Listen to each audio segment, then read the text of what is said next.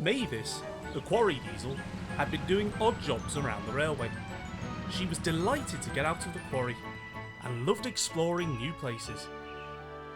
One morning, the Fat Controller came to see her.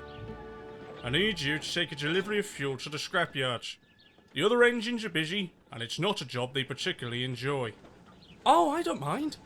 Is there anything you want me to do afterwards? Just some shunting. I knew I could rely on you. She was soon happily trundling along the line. But her mood soon changed when she arrived. Large piles of scrap lay everywhere, and the air grew cold. A diesel sat waiting for her. "Hello," chirped Mavis. "I've brought your—" "About time you showed up," growled the diesel. Mavis was standing no nonsense. "Excuse me, I'm right on time." "Are you calling me a liar?" "I'm sure you've been called worse," she said smugly, and she flounced away before the diesel could say another word. Later, she was shunting in the yard with Thomas. "I can see why you don't like going there." "Too right. We're certainly grateful for—" Thomas was suddenly interrupted as the Fat Controller arrived. I thought I could rely on you to deliver fuel, but the scrapyard have told me they haven't received any chankers. But I did, sir, honestly." Perhaps you're not as ready for bigger jobs as I thought. You will return to the quarry until I can trust you again. With that, Mavis rolled sadly away. The next day, Thomas was telling Gordon all about Mavis. "I'm worried," he said. "This isn't like her." Pah! She's only a small engine. She should stay out of the way. "You've made mistakes too," said Thomas crossly. "Anyway, I've spoken to Driver, and we've got a plan." A plan? Gordon laughed. You can't go gallivanting off. The yard needs sorting.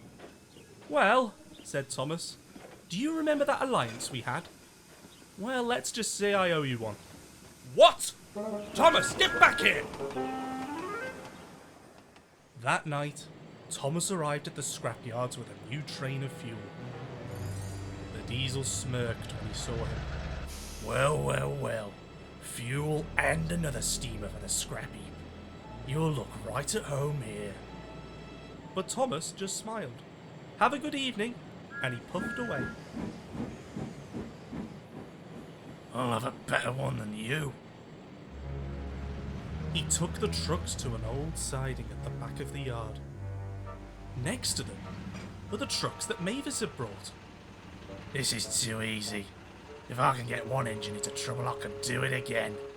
I beg your pardon. The diesel froze. Standing in the brake van was the Fat Controller. Explain yourself, now. The diesel didn't say a word. He just stared at his buffers. Very well. Return to your shed. I shall deal with you later. It seems I owe Mavis an apology. "Please, sir," said Thomas, "but I think I have an idea." The next day, the diesel was sent to work at the quarry, whilst Mavis went to the station. Waiting for her were Annie and Clarabelle. "We're your passenger train," they chimed. I hope this makes up for my mistake, said the Fat Controller. "Oh, thank you, sir." Don't thank me. Thomas here made things right. "Well, all in a day's work," Thomas smiled. The guard's whistle blew, and she happily set off. The Fat Controller suddenly had a thought. Thomas, if you're here, who's doing your work? "Well, I asked..." Oh dear. I know a song that will get on your nerves, get on your nerves, get on your nerves. I know a song that will get on your nerves, and this is how it goes. Thomas!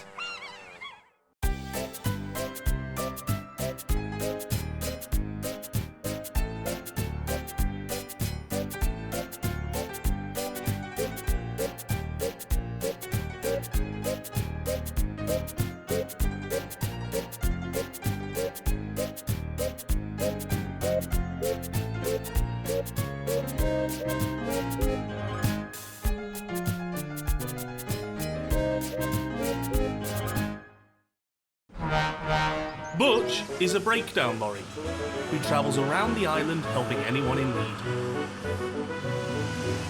Whether it's a crash or just a bit of engine trouble. Although he works hard and is serious about his job, he always takes the time to be a friendly face. One day, he was helping carry out repairs at the flour mill.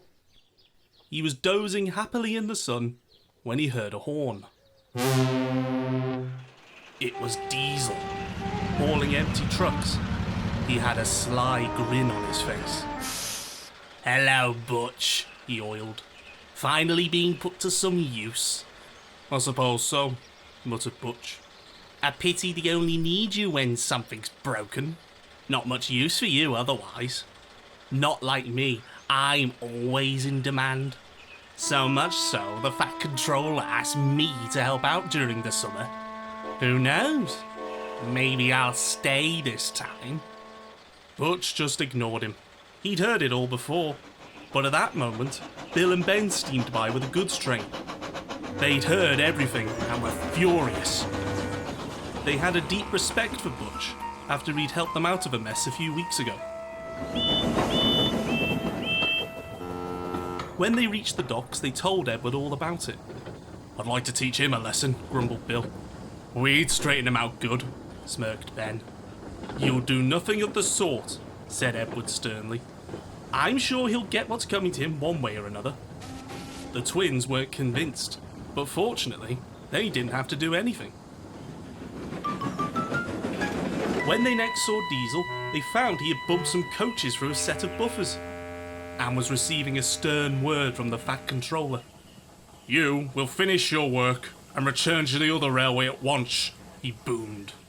"So much for being in demand," chuckled Ben, and the pair ran off laughing. Diesel went red with anger. Now he was glad to be going home. He collected his flatbeds and set off for the scrapyards.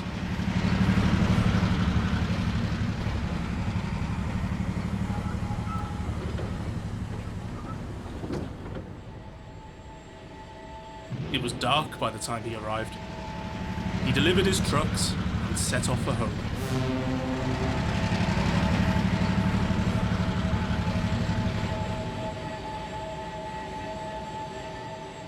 Then, the fog came down. Diesel was finding it hard to see. Nothing looked right.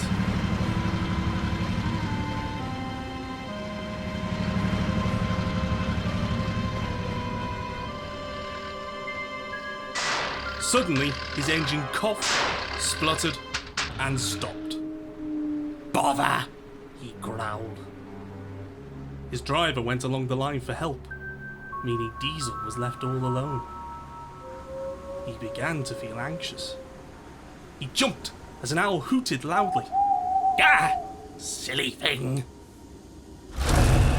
Then, Diesel heard something else. A loud roaring sound. "What's that?" he cried. "Oh no! Please! Someone help!" "You're alright, mate," said Butch. "Heard your engine's broken down.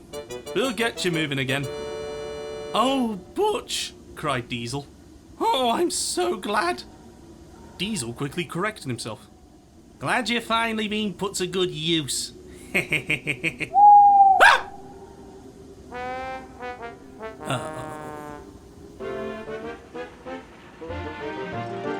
Soon Diesel was repaired and he returned home.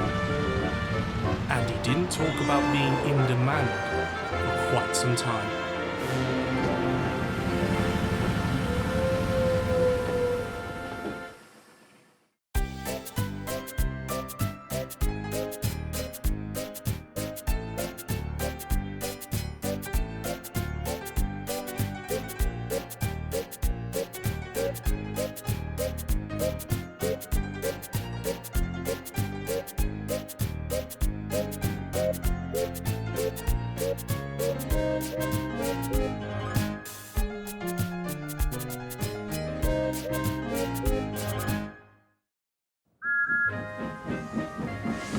One day, an engine from the big city arrived on Sodor.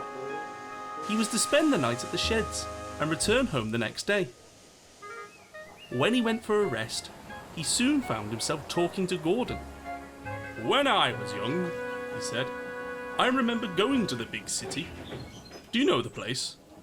The station's called King's Cross." "King's Cross?" snorted the engine. "It's called Euston. Everyone knows that." "Rubbish," chimed in Duck. "It's Paddington. I know because I used to work there." The three engines argued all afternoon. They argued throughout the night, and they were still arguing even after the engine had gone home. "Silly thing," grumbled Gordon. "I've no patience." "Silly yourself," retorted Duck. "It's Paddington, do you hear?" "Stop arguing," James broke in. "You're making me tired. You both agreed about one thing anyway." "What's that?" "It's not called Euston," he chortled. "Now be quiet and do some work." "Pah." But Gordon was still complaining as he sped along the line. "I'm sure it's King's Cross," grumbled Gordon. "I'll go and prove it." But that was easier said than done.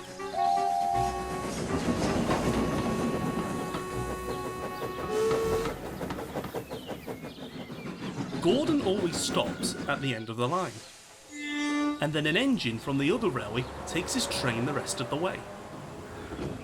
If I didn't stop, he thought, I could go to the big city. Soon he was trying all sorts of tricks.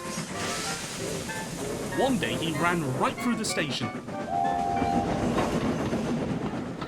Another time he tried to start before the fireman could uncouple the train. But it was no good. His driver stopped him every time. Oh dear, he thought. I'll never get there.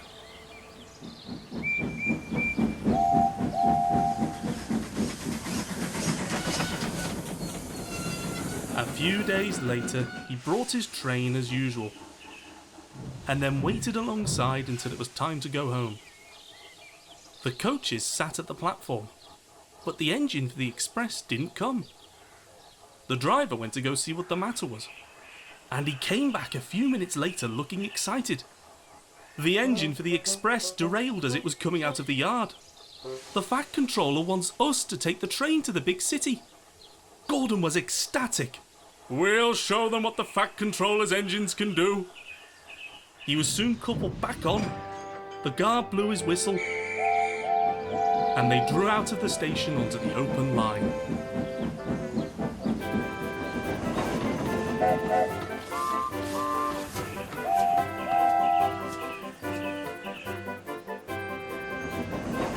Gordon found that the big city was a long way away.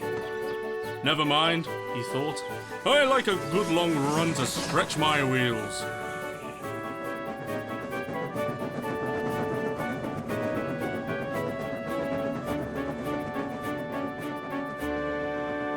A few days later, Gordon returned, and the Fat Controller greeted them warmly.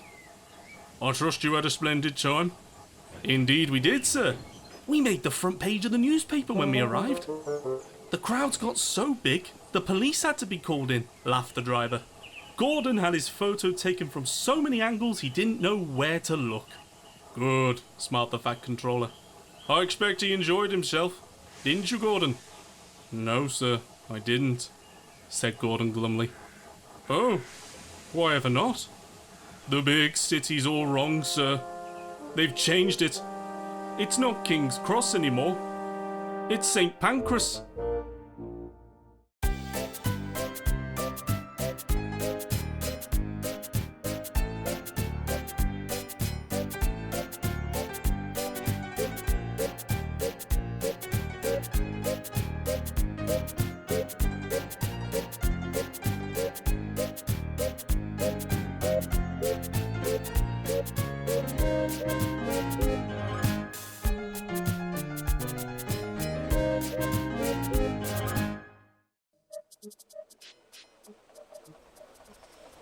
Edward needed to go to the works for repairs.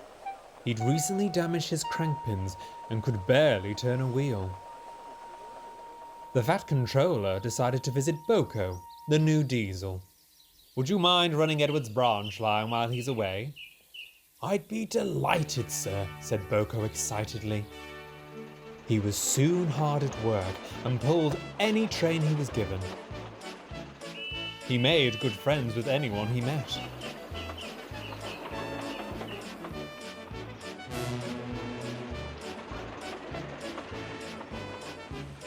Even Donald and Douglas were impressed. "For a diesel, yon Boko is nae such a bad sort of engine." That, from the Scottish twins, is high praise indeed. The only one who didn't get along with him was James. He had never liked diesels and treated Boko with great suspicion. "He doesn't use coal and water," he said darkly. "You can't trust an engine that isn't natural." "He's all right," said Henry. "He's a mixed traffic engine like you and me." "Mixed up, you mean? With windows on each end, how does he know if he's coming or going?" "Well, I've got 2 cabs," chimed in Toby, "and I get along all right." "Huh! You're just a little engine," scoffed James. "If an important engine like me didn't know which way to go, what would the railway come to?" For the next few days, James became more and more conceited, boasting about how important he was every chance he got. The other engines tried all sorts of things to make him see sense, but nothing worked. They were soon glad whenever he was away. "He seems to think he runs the railway himself," grumbled Henry. "It's disgusting." Soon, even the Fat Controller had to step in. "I've decided to place you on goods trains for a week. Perhaps this might trim your wheels." But even that didn't work. James's boasting was now replaced with complaints and was more unbearable than ever. Until one morning, Duck's fire wouldn't light and he couldn't make steam, meaning James had to arrange his train himself. He seethed with fury as he banged about the yard. His train had special flat wagons with 4 wheels at each end. These helped them to move around tight curves and carry large loads, but they were all just trucks to James. "Filthy things," he grumbled.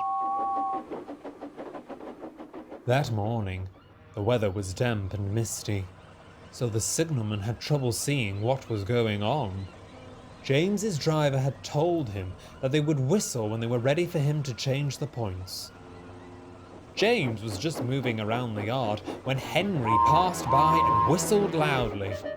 But the signalman thought it was James and pulled the lever setting the points. One of James's trucks was halfway over the crossing when suddenly it was travelling sideways between the lines. "Stop!" cried James.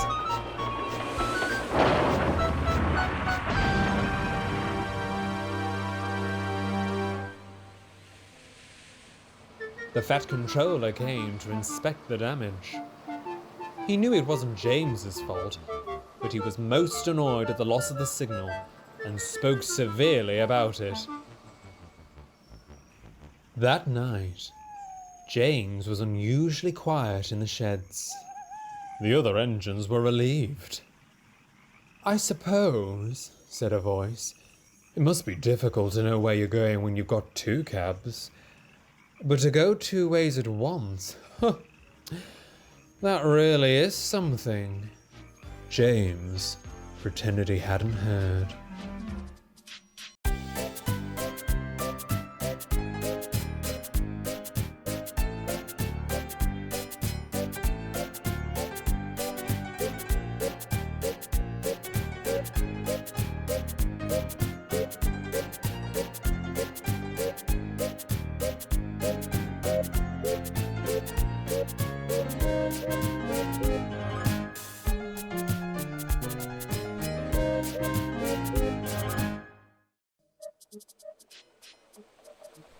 One morning, Thomas was sat at the station waiting for Daisy. His driver and fireman were talking to the guard. "Did you hear the station master was burgled last night?" said the guard. "Good gracious!" exclaimed the driver. "News to me, yet anything worth stealing." "He's won cups for gardening," said the fireman. "All taken, and then the scoundrels had the cheek to pinch his lorry to carry them away." "Not that new one he's so proud of," cried Thomas. "The very same," the guard nodded. At that moment, Daisy arrived. Thomas told her what the guard had said. "Poof! Too many of those horrid things, if you ask me." Thomas was cross. "That lorry meant a lot to the station master. I'd be upset if someone stole Annie and Clarabelle." The guard's whistle blew and Thomas set off. "I'm going to find a way to help," he vowed, but he wasn't sure how.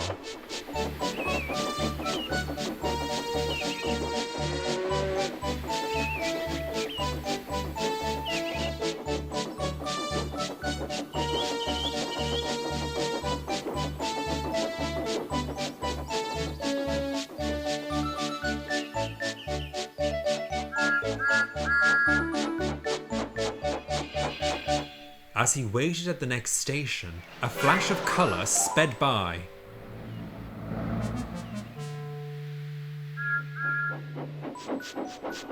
Thomas tried to catch up for a better look. "Steady, Thomas," called his driver. "There's plenty of time." "Can't we get closer to that lorry? It looks like the station master's." "Lots of lorries look like that," chuckled the driver. But he opened the regulator and Thomas began to go faster. The fireman peered out of the cab for a better look. "That's the lorry all right, and there's two men inside. They must be the thieves."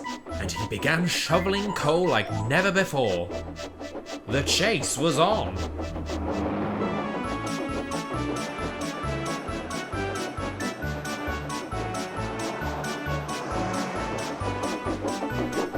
As they neared the station, the driver began writing a note and placed it inside the fireman's lunchbox.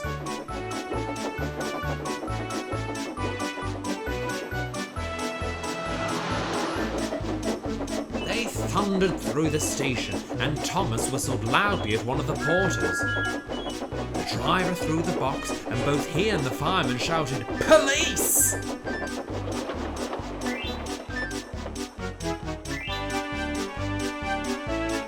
Thomas rounded a bend and stopped on the level crossing. The lorry rounded the bend too and was stopped in its tracks. They tried to reverse, but a policeman quickly arrived and the thieves were stopped. That afternoon, the VAT controller travelled to the junction with Thomas.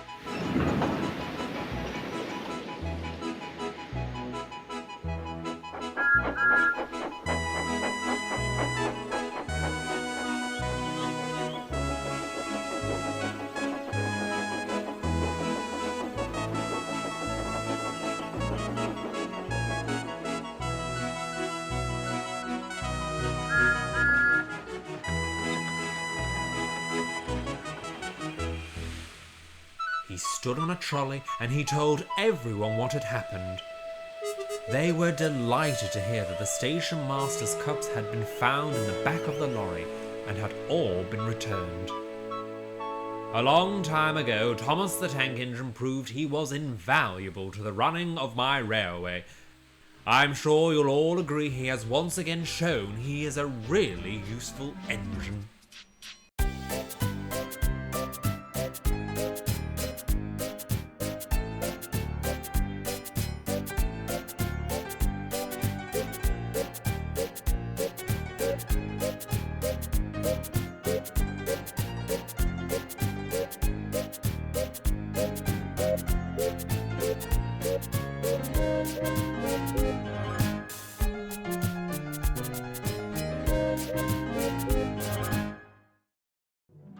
Skarloey the little engine has worked on his line for many years, and he wouldn't want to be anywhere else. Have you never wondered what's beyond the horizon? Asked Rusty. More than once, laughed Skarloey. But this railway is home. I've worked here for nearly 100 years, and I'd be happy to work for 100 more. The Fat Controller overheard this, and it gave him an idea. One day, he invited some people to look at the railway. When they stopped at the first station, Peter Sam could hear them talking. Ooh, we'll take this. And when they stopped at another, he heard them again. No, we won't take that. Sir Handel looked worried. People came and did that on our old line. And then it was sold, said Peter Sam mournfully. He was unhappy for the rest of the day. Cheer up, Peter Sam, said the Fat Controller. I can't, sir. I don't want us to be sold. Sold? Who to? To those people. They talked about taking things. The Fat Controller laughed. Oh, don't worry, Peter Sam. They're not going to buy us. They're going to take our pictures and air us on television. And he explained what that meant. Not gonna be sold! Not gonna be sold! He sang. And he raced back to the sheds to tell the others. When the other engines found out about the television, they all became very excited. All except Sir Handel. Huh, he grunted. Telly's something indeed. Fancy going around making fools of yourselves. I won't do it, I tell you. Just let the Fat Controller come here. I'll tell him something. But when the Fat Controller did arrive the next day, Sir Handel was strangely quiet. Now, I want every engine to take part. I don't feel well, groaned Sir Handel. You poor engine, he said sympathetically. In that case, you can stay in the shed. And the workmen will take you to pieces. We must find out what's wrong after all. And that will make a fine picture for the television. Just what we need. Sir Handel was frantic. Actually, sir, I think I can pull through for today. Oh, really? In that case, we'll carry on then. Sir Handel breathed a big sigh of relief as the others chuckled. Skarloey will take passengers. Duncan shall have a goods train. And Rusty will take the workmen and show how we mend the line. Please, sir. What about me, sir? You, Peter Sam, shall pull the special television train. Oh, thank you, sir. Soon the big day came, and the television people brought large cameras to be fitted to Peter Sam's train. We're on the air! We're on the air!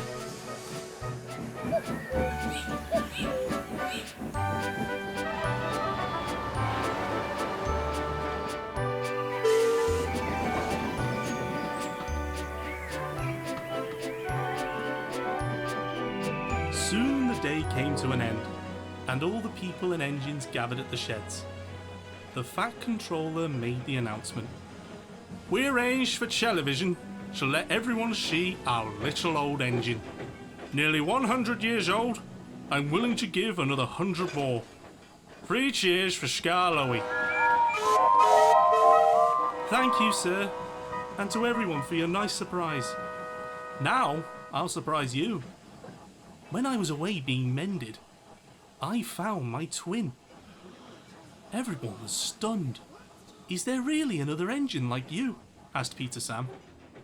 Oh yes. He was being mended too. He lives on a railway far away from here. It's a lovely line. Please visit him and wish him dry rails and smooth running from Skarloey, his little old twin.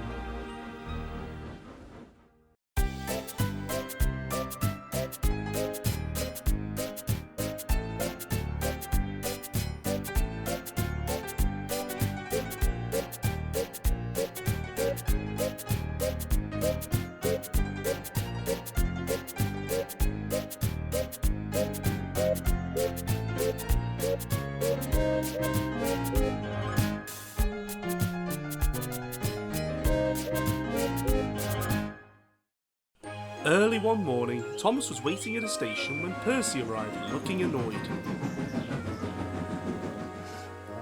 What's got you all fired up? The Fat Controller has asked me to shunt trucks to the incline, as if it didn't have enough work to do already. I didn't know he had an incline. It's new, and there's new trucks to go with it. They're the worst ones I've ever met. They're bound to cause an accident sooner or later. And he puffed crossly away. Thomas couldn't worry about Percy for long. It was a lovely day. The countryside was peaceful, and Annie and Clarabelle sang as he puffed cheerfully down the line.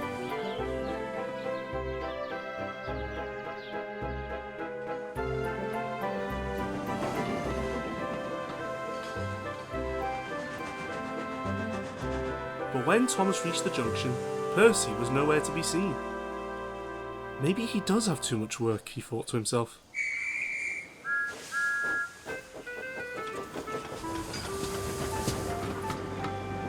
That evening, a tired and exhausted Percy backed into the shed. Busy day? Asked Thomas. Percy could only manage a small yawn. Tell you what, how about I work at the coal yards tomorrow? That'd be nice, Thomas. But Percy got no further. He'd already fallen asleep. When he woke up the next day, he found Thomas had already left. Where's he gone? To the coal yards, said Henry. But that's my job. You said he could go. Oh, this is bad. Why? What's the worst that could happen? The trucks don't know him. They're bound to try something. I'm afraid Percy was right. When the new truck saw Thomas, they began plotting their tricks. Oi, Gav! Cried one. When are we getting a proper engine? That's enough of that. You shouldn't have done that, mate. I'll be quiet and get moving.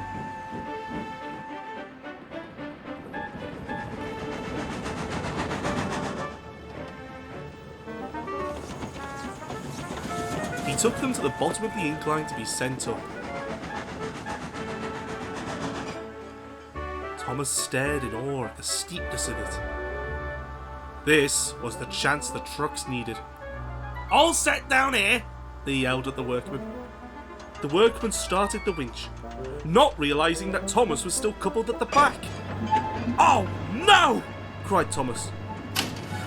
His driver applied the brakes, but his wheels just slipped on the rails. Higher and higher! Called the trucks.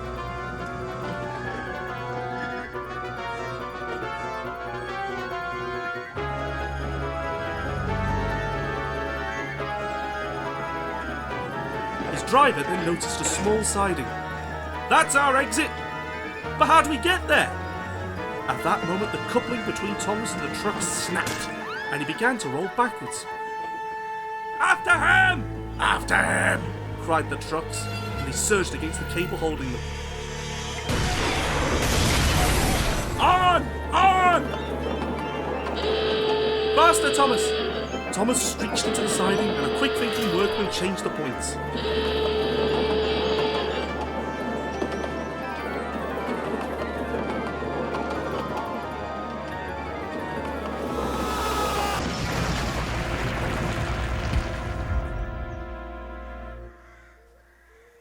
A little while later, Thomas heard a whistle at the bottom of the hill. It was Percy with the breakdown gang, and the Fat Controller. He spoke sternly to Thomas. While I appreciate you trying to help Percy, I'd much prefer if incidents like this could be avoided in future. Yes, sir. Sorry, sir. It wasn't long before Thomas was back on level ground again. Thank you for helping, Thomas. Oh, it's alright. You should try going up there yourself sometime. It's a lovely view. Percy rather hoped he'd never have to.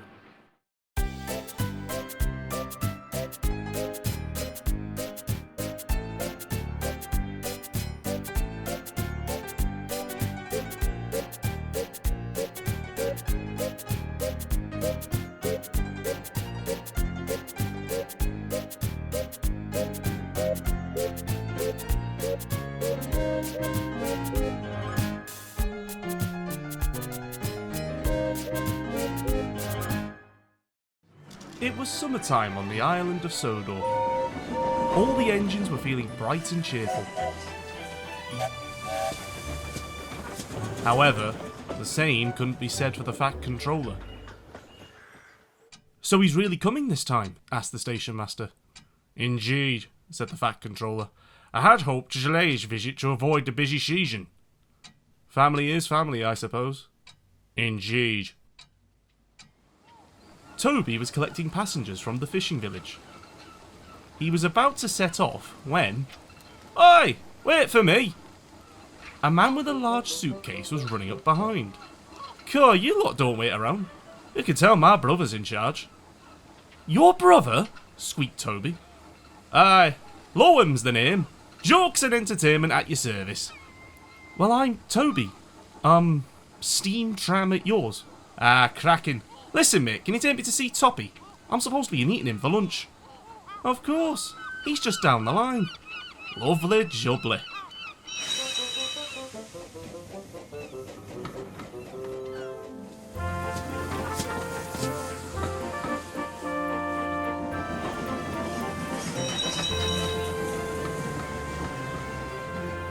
But when Toby arrived, he saw the Fat Controller driving away. "I'm sorry, sir," said the station master. "There's been an accident up at the big station. Your brother has said you can wait here until he gets back." But Loam had other ideas. "I'll find ways to entertain myself, thank you. Come on, Toby, we're going sightseeing." And they set off for the next station.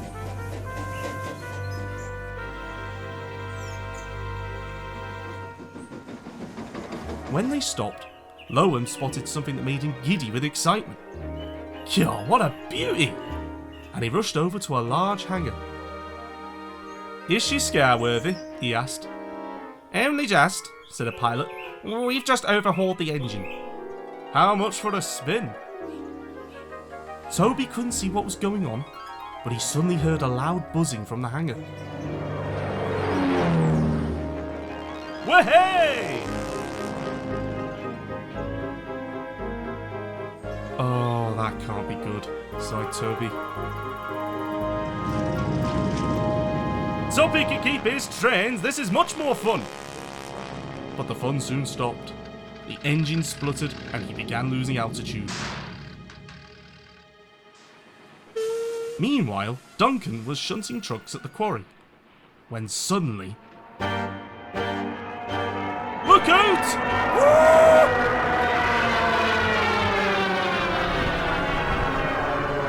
Maniac! Loam frantically tried to regain control, but everything he did only seemed to make things worse.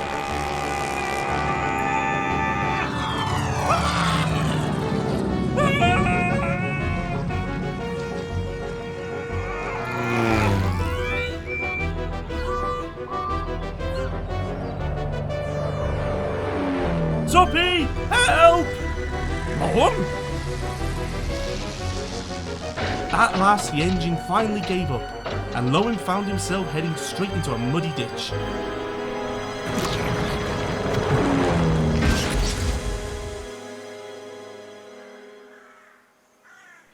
When the workmen came to the rescue, the Fat Controller spoke severely to Loam. "You've really done it this time. You can't go 5 minutes without causing some sort of disaster." "Hey, at least no one was hurt." "That's besides the point.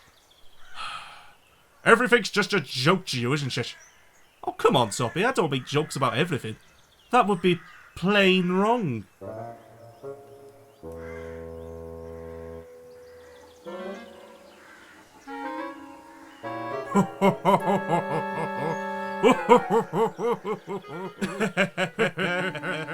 Toby couldn't quite see the funny side. But after all, family is family.